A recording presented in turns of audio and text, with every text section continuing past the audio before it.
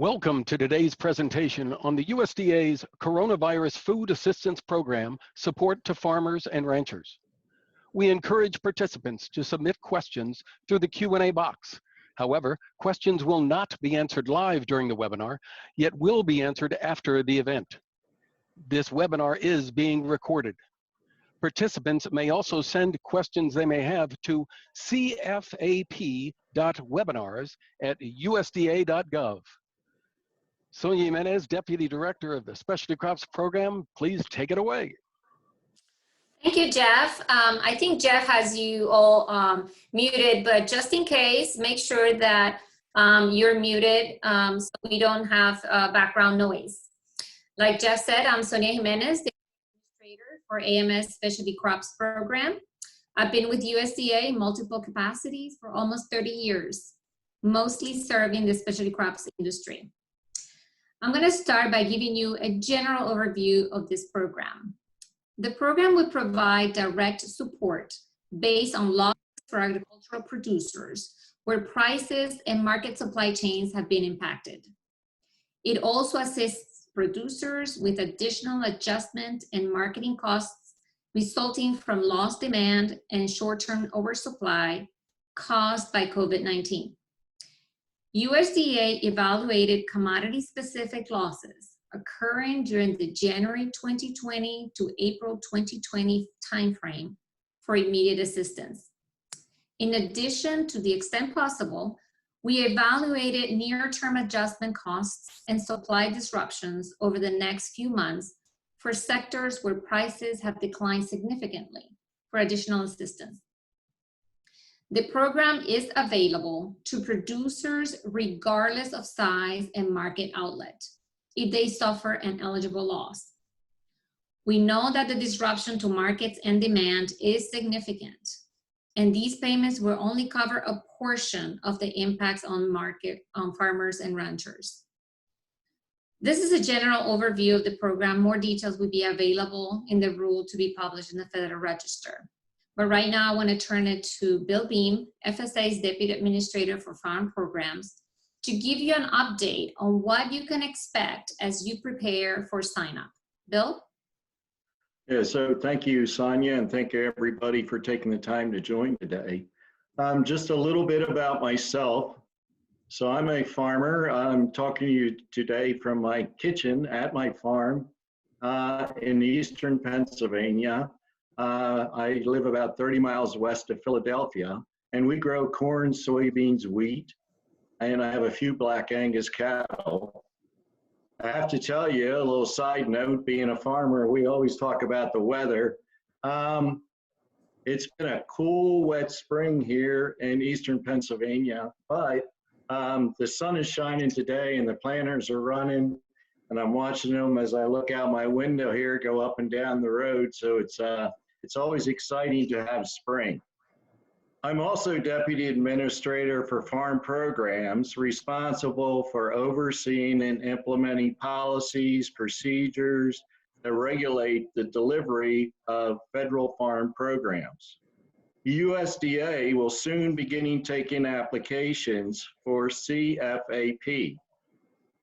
Once sign-up begins, you should call the Farm Service Agency at your local USDA service center, find your office, and more information about the program at farmers.gov/CFAP. FSA offices are available to help. While our offices are open by phone appointment only, our team will work with you via phone, email, fax, mail, or online tools to receive your application. We will walk you through applying for CFAP or CFAP. As part of determining eligibility and calculating and processing payments, our form will ask you for contact information, personal information, including your tax ID number, farming operation structure, adjusted gross income to ensure eligibility, and direct deposit information.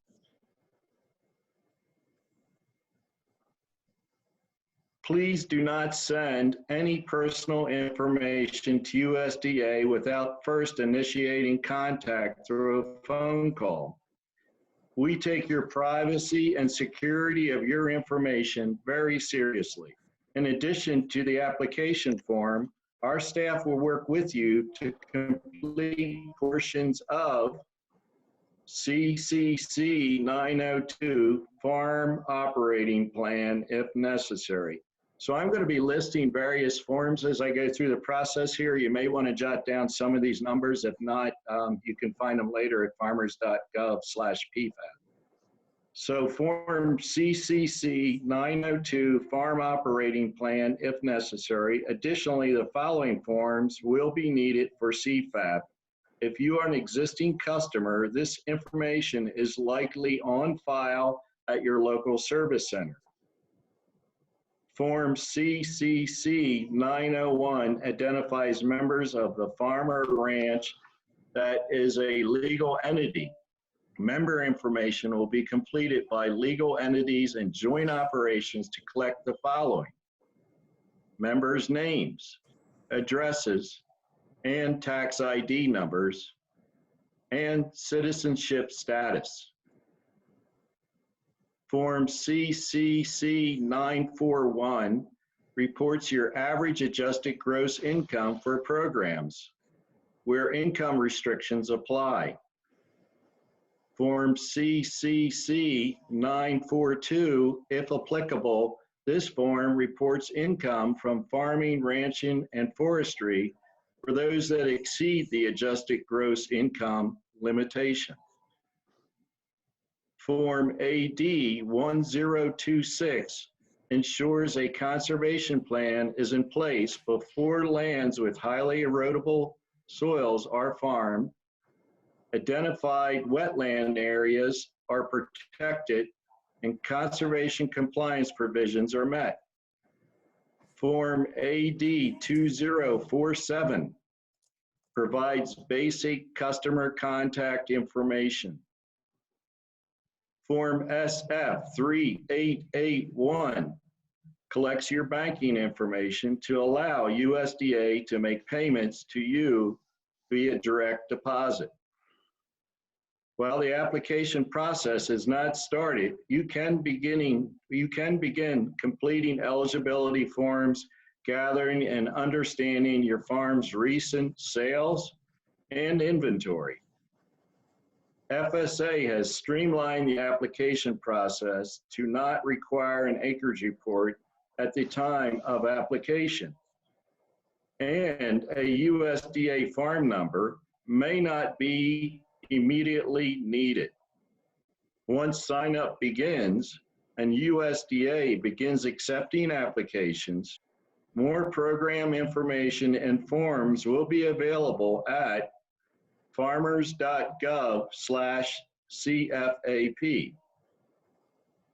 FSA looks forward to working with farmers and ranchers on this important program. We recognize this may be the first time we've worked with many of you, and some of our forms and processes may be completely new, while others are very familiar with the process and may already have basic customer and eligibility records on file. No matter the situation, our staff will be there to walk you through the process. So Jeff, that's all I have for now. That's great. Thank you, Bill.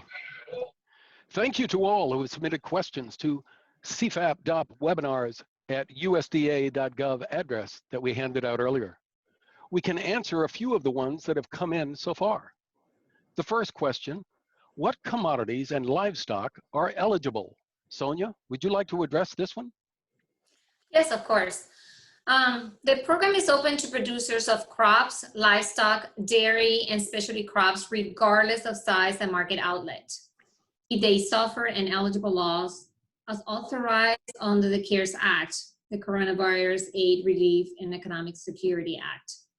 More specific details, however, on eligible crops will be available after the rule is published. Thank you, Sonia. Our next question is there any paperwork that can be completed now? Bill, would you like to take this one? Yeah, absolutely. So there's a list of forms, and I keep referring to farmers.gov at CFAP that you can go to and download these forms. And forms might include operating structure, joint venture structure, adjusted gross income, highly erodible soil, as well as basic contact information. A lot of those forms that I just previously mentioned. So, and again, if we worked with you in the past, chances are we already have that information. If you like, if you haven't been in your office for a while, it may be worth a check to make sure everything's up to date. But the bottom line is, if you're new, we also encourage you to reach out to our local county offices, and you can start that process immediately. Thank you, Bill. Another question for Sonia. This is the first time a producer has worked with the Farm Service Agency. What should they do? Oh, good question. We know that some of the specialty crop producers specifically that have worked with AMS for many years and are familiar with AMS program may be new to the Farm Service Agency. This may be your first time working with FSA. Once the application period opens, your local FSA staff will work with you to apply for the program. They are ready to help you. You need to call the office and schedule an appointment. Like Bill, I think, mentioned, contact information for the FSA county office, forms, and other information can be found on farmers.gov/CFAP. So go there. All the information you need to contact your county office is there. Contact them, make an appointment, and they'll walk you through it. Thank you, Sonia. Another question for Bill. If a producer received assistance through the Small Business Administration's Paycheck Protection Program or the Economic Injury Disaster Loan Program, are they eligible for CFAP? In a word, yes. So thanks, Jeff. So participants in the Small Business Administration's PPP or EIDL program does not impact a producer's eligibility for CFAP or any USDA farm program for that matter. The PPP duplicate provision does not have an impact on FSA farm programs or FSA farm loans for that matter. Thank you, Bill. We've mentioned several times during the broadcast that you can find information at farmers.gov/CFAP. What you're seeing now on your screen is that CFAP page. Please bookmark this page, as it will be where you can also find information to prepare for CFAP sign-up, the application form once sign-up is announced, and contact information for your local USDA service center. As we scroll through this, you'll see some very basic information on the program and links to the forms Bill discussed earlier in the presentation. At the bottom of the page is the Service Center locator, where you can find contact information for your local FSA office. Currently, USDA service centers are open for business by phone appointment only, while program delivery staff will continue to come into the office. They will be working with producers by phone and using online tools whenever possible.